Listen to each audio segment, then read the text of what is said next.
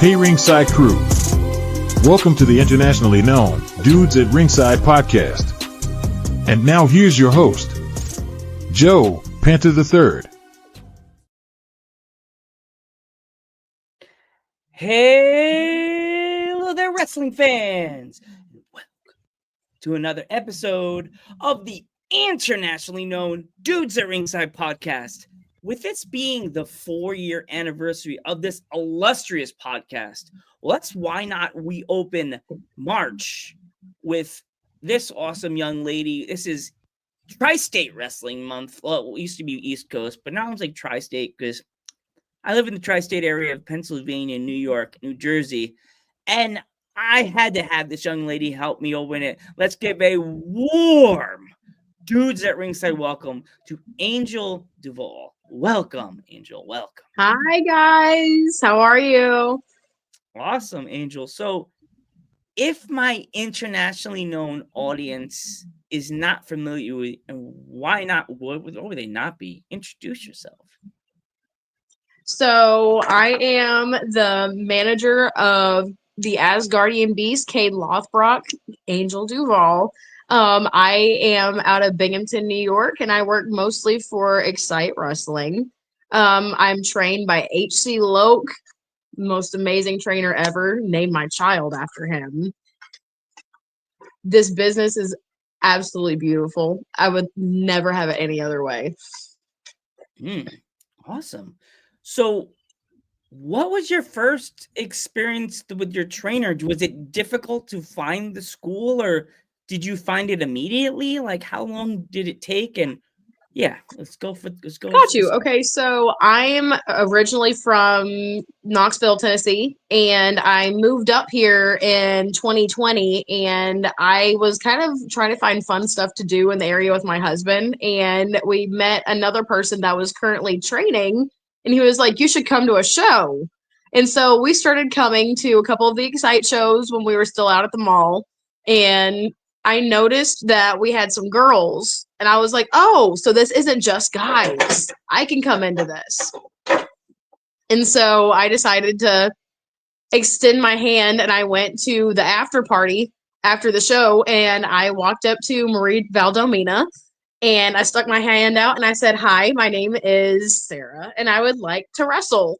And she goes, oh, okay, and spun me around and sat me right in front of Johnny Moose. And goes, she would like to wrestle. And he goes, we always need girls to wrestle. And so I started training about a week later. And it was a little strange because when I first started training, we started out at the mall, and they soon had to close our mall location due to the fact that Dick's had just moved in and they didn't like all the noise. And so we ended up moving out to the Horseheads location in the Arnott Mall. And so we started training out there, doing everything. And that's when we met Loke.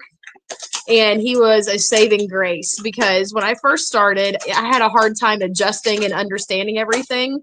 But he made sure to slow every piece down that I needed to understand and make sure to explain the psychology for me. He's made it insanely easy, even though this is such a difficult task. It's amazing, honestly, because he does such a great job with all the other students as well, and so do the other trainers. Awesome. So now you've been trained. What was it like the first time you went through the curtain for your very first match? So my very first match I ever had was before I was even a trainer. And it was at a little girl's birthday party, actually. Oh, no. And I was doing a battle royal. And so it was funny because I didn't even expect to be doing anything that day. I just showed up doing some ring crew. And Johnny Moose looks at me and he goes, you got gear? And I was like, I mean, I've got something that I can use.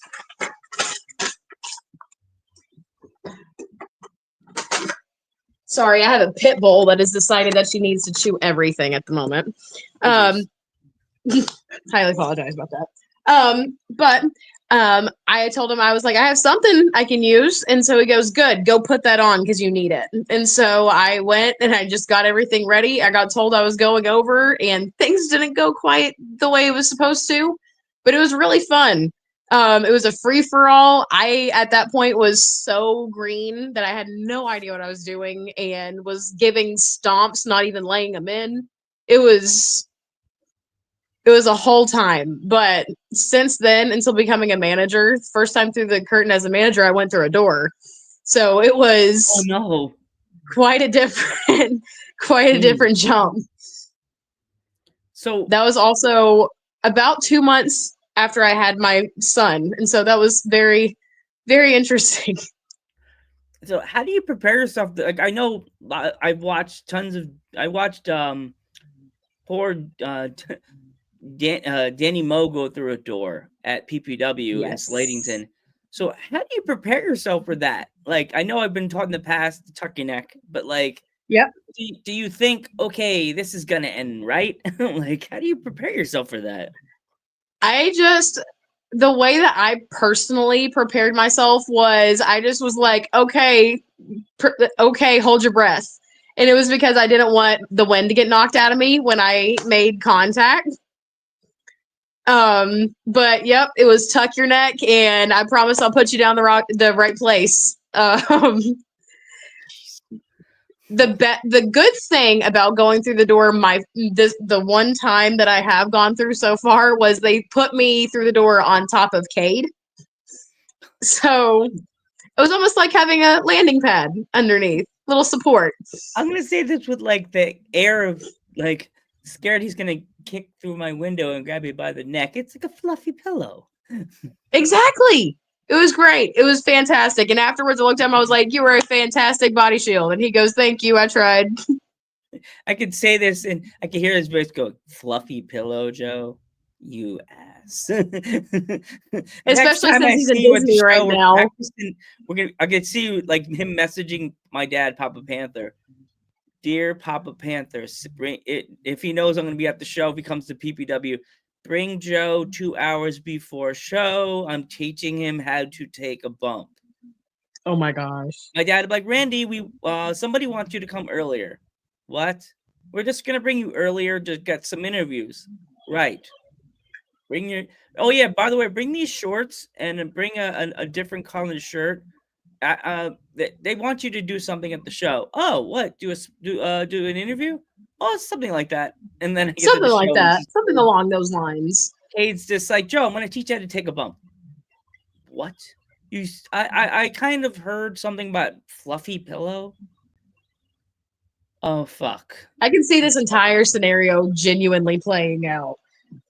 And he's like, Joe, I promise I won't hurt you. Awkward gulp.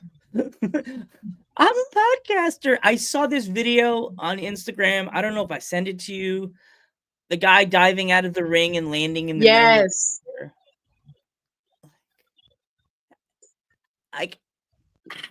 I know you going through a door like does it ever cross your mind when you see bumps like that? You're like, oh my gosh. Every time that I see a bump like that, I'm like, how did that feel? Are they okay? Like, yeah.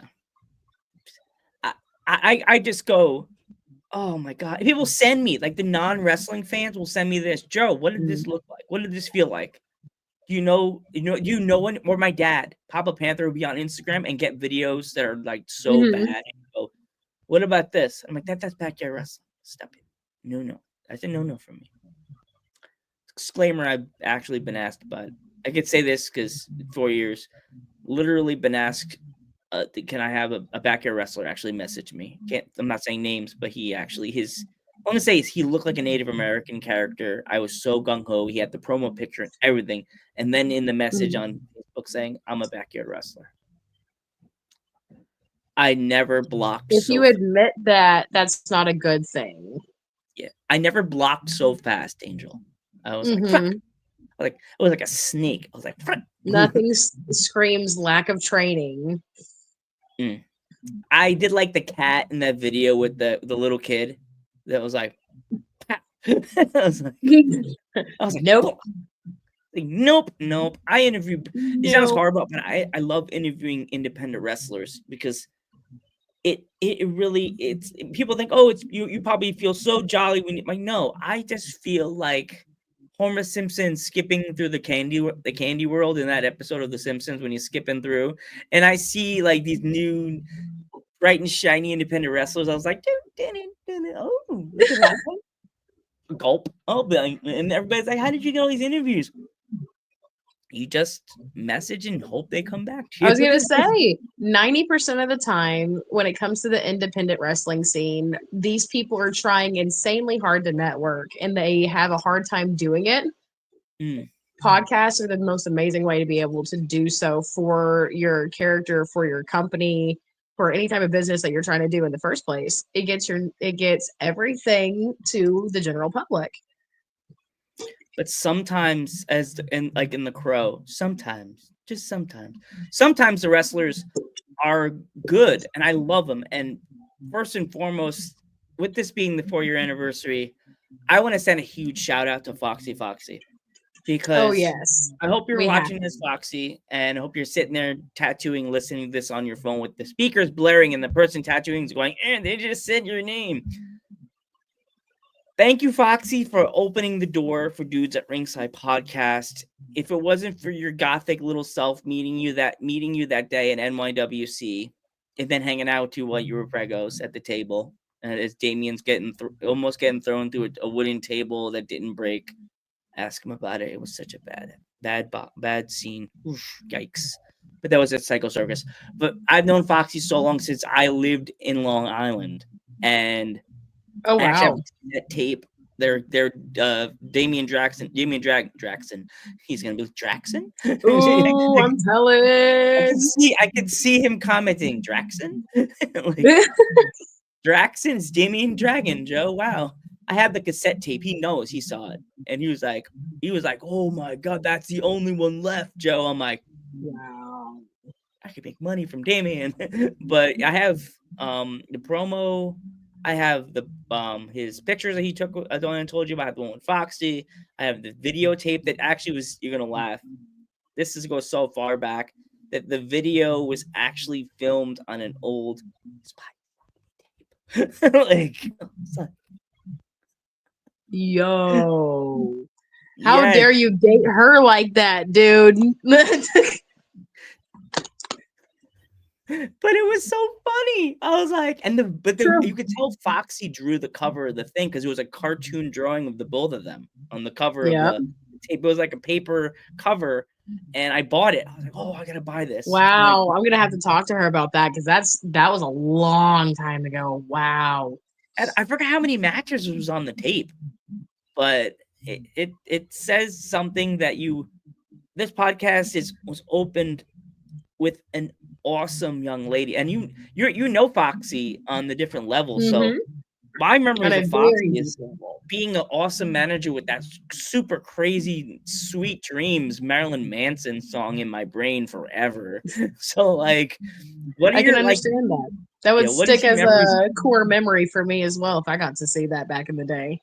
Oh man, with that old school Foxy with the skirt with the fires on it, and oh my gosh, yes, that memory. I knew her from NYWC. I didn't know her from New Jersey. That's how I met her. I was like, who's this gothic girl running around with the long hair and the black makeup?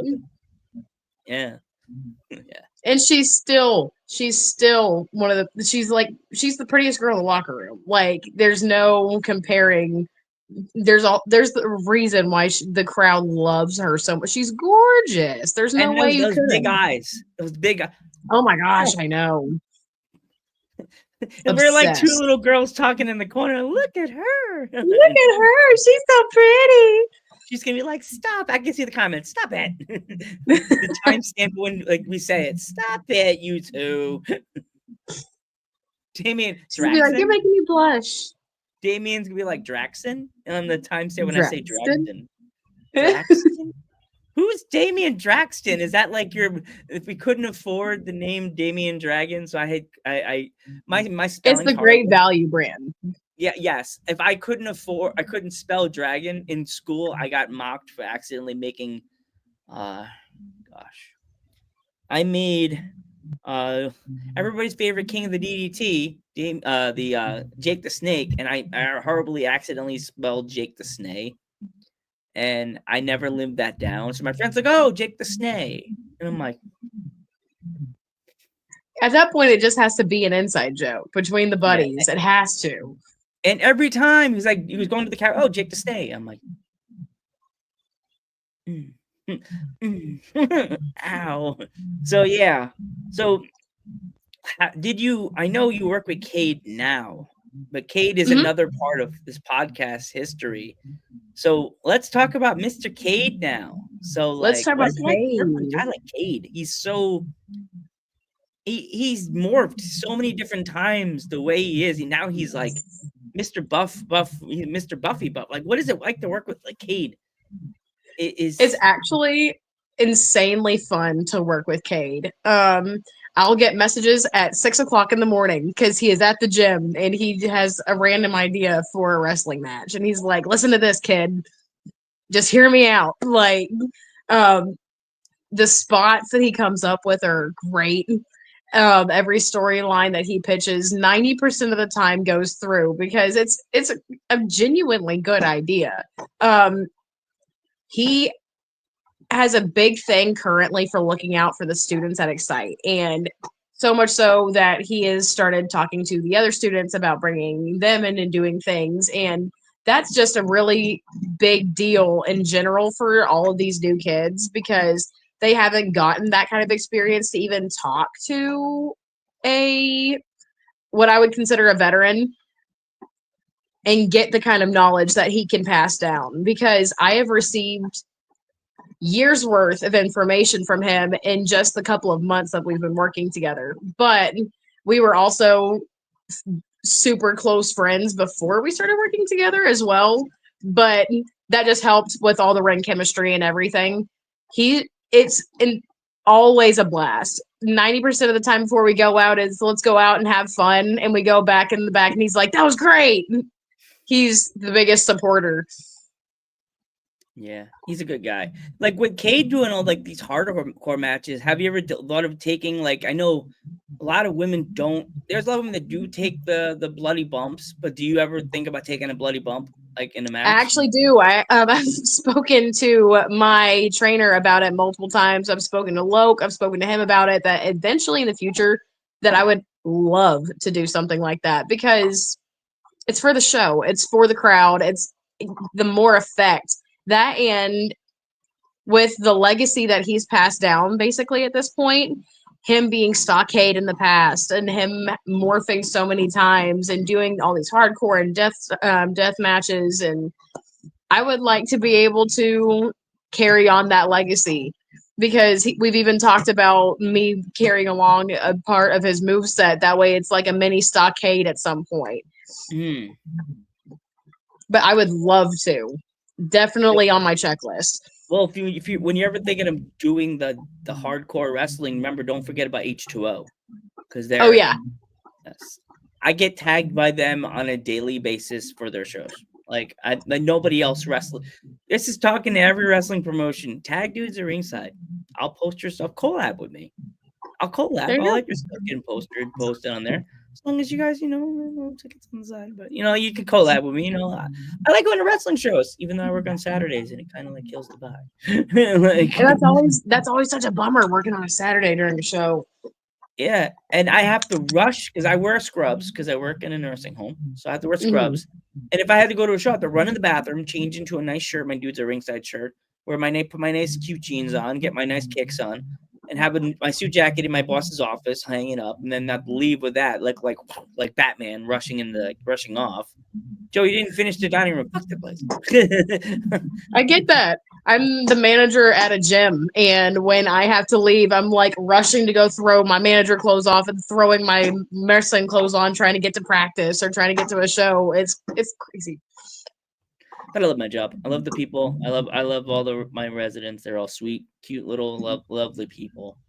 Been there for a year now. Well, as of There you this go. podcast, it'd be there more than that. But yeah, I just where I was I was miserable every day. I was I always get angry that. when I was home, and whereas also as now it's just 4 years, and I was working with someone like last year that it was making me miserable and hate this podcast, and I love it now. I love it now. I hate this. I like I'm beating and like being rude to somebody. I love this. I love this game. I love independent wrestling. I love working with people that I've never worked with. Sometimes I'll never see these wrestlers in person and ever. True. When I went solo last year, I absolutely was scared. I was the what's her name from Saved by the Bell, that meme. I'm so excited. I'm so excited. I'm so scared. I was so scared that I was gonna bullshit this up and not be able to keep continuing this legacy. And I have absolutely blown the doors off the fucking shit. And I'm absolutely proud of everything that I've done. I can never say that I have not pushed further, but there's people that I had in the past that I want to bring back, like Cade, Foxy Fox, Yeah. Damien Dragon. There's people that you know that probably don't even know about Dudes Ringside, male and female wrestlers that I know you said you talked to at that show. So, like, what is Angel? What is a week of a show like for you? Do you have it all set out? Like, what is it like? What is your schedule like? So the week leading up to the show, is that what Yes, we're wondering? yes, Okay, yes. so week leading up to the show, we already have 3 days of practice before the week leading up to the show. And so Sunday, 90% of the time, that's when I'll get the voice message from Cade. And it's the plan, the original plan for whatever match we're having, whether that be a Friday or a Saturday. Then after that, on about probably Monday night, I'll get a message saying that he's super excited for the match. He's pumped. He's going to the gym in the morning. I'll get another text message in the morning afterwards saying that he has a new idea for the match. Oh, jeez. Then we'll. So it's just a lot of progression and adding on details, and then recently I'm bringing in a lot of ideas, and I'm able to message and be like, hey, what about this? But usually our actual plan for a match gets set out probably about 10 minutes before we get through the curtain. 10 minutes before you go through the curtain? What? About we'll be planning the match, and then we'll be like, oh, by the way, we're doing this as well. Or we'll be like, oh, by the way, we scrapped that. We're not doing that anymore. So, but it always ends out well. Oof. Now that you're working with Cade, and Foxy's now no longer working with him. Oh, another botch. Wait, I'm gonna get my ass whipped. I can already see the message. Can your son please come to the show early? I have to practice something on him. I'm gonna get Dudley Boy powerbomb through it to the door. Literally. And you're just gonna you're gonna do the sister. You're gonna kiss me on the forehead and say, "Joe, close your eyes, tuck your neck." What? No. Pour my glasses. I'll be nice. I promise. We'll just do this. Take my glasses off in the ring. Like, give me your glasses, Joe. Just give me your hat. It's okay. And you're just like, look at me. I'm Joe. I'm Joe. What? No, I can't. Oh, my glasses. I can. These are just fun glasses. They could possibly blind me at 8 years old. Like 60 years old, I'm gonna be blind because I had these non-prescription glasses on, so it's okay. Now that you're working with Cade and she's on the outs, have you ever thought of doing like a match with her new client and you with Cade, like a really fun mixed tag? So currently that's actually the angle that we're running in our like little cycle at the moment. Currently it is her, because she's managing Edge of Hope at the moment. It's Cade get against anyone in Edge of Hope at this point. Because the whole thing that we're going with is the fact that she was the old manager and I am the new manager. The old versus the new all that kind of fun stuff. Because the other thing about Angel is the fact that it's the good and the bad. And so a lot of the time, the angle works with her having grown through the bad, and I haven't grown through the bad yet. And so her Kate is just trying to prove a point, being like, why did you leave? And I'm trying to prove the point of this is why he left. That's the whole natural born killers aspect. Awesome. So, Angel, as me being a local podcaster, you know, I live in the tri-state area, the Poconos. Where is that spot you guys go to at the end of the show for a meal? Or do you pack your meals before the show so you don't have to like worry about that? So if we're in Binghamton, we always go to Irish Kevin's right after the show. That is literally the after spot for our company. They even sponsor our company. They're absolutely amazing. But if we're in Johnson City, 99.9% of the time, we're either hitting Applebee's or Texas Roadhouse on the way in or out. Roadhouse. I could see Peter Griffin. Roadhouse.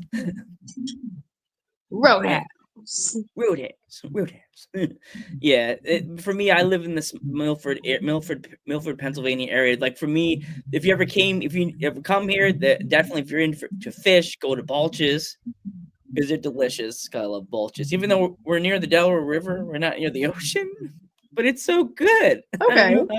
Yeah, Balch's is so good. So if my fans want to follow you on social media, Angel, how can they find you? So you can find me on Instagram, and that is at Fallen Angel 607 on Instagram. You can find me on Facebook, and that's just my Angel Duvall Facebook.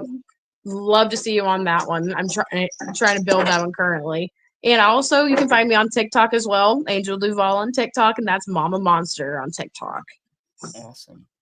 If my fans want to pick up any merch of yours or Cade's, where can they find it? So if anybody's wanting any kind of merch, just make sure that they hit me up on either my Facebook or on my Instagram. We have all types of shirts. We've got beanies. We've got stuffed animals. We've got everything at the moment, even stickers with our face on it. Ooh, I have a sticker wall of fame. Bazinga, up here. Ooh. Sticker wall Looks of like fame. You're getting a t-shirt and some stickers. I got you, bro. I'm bald. Beanies are always good for the bald.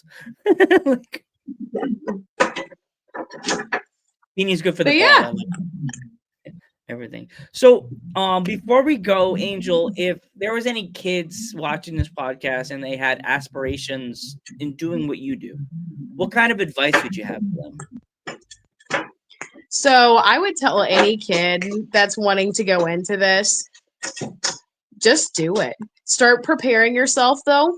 Go to some kind of sport, any kind of sport, whether it's track, whether it's volleyball, whether it's baseball, whether it's wrestling, cheerleading, even. Go into something because it prepares your body, conditions you, gets you ready for what you're getting ready to do bump-wise and what you're getting ready to do cardio-wise. But seriously, there are going to be people that look at you and say, oh, it's fake. It's not fake. There's going to be people that tell you that you're not going to make anywhere. You're not going to go anywhere with it. Yes, you are. You will definitely go a lot of places. You will make so many moves and you will get so far with it. And professional wrestling is the biggest family you will ever join. And there is so much love in that locker room. Especially if there's any little girls listening, do it. Do it. Show the little boys that you're stronger than those little boys. Awesome, Angel. Thank you so much. I want to thank you for coming on the podcast, help me open Tri-State Wrestling Month. Please tell your wrestling friends about Tri-State Wrestling Month. If you have not already, please give Angel a follow on Facebook and Instagram, and please give this video a like and share it to all your friends, and make sure all your friends. Also, don't forget to click that button, subscribe, and do the list. Subscribe, share, and stay here for more fun in the 4-year anniversary of Dudes at Ringside podcast. I'm Joe Panther III. And I'm Angel Duvall. And we will catch you in the next one.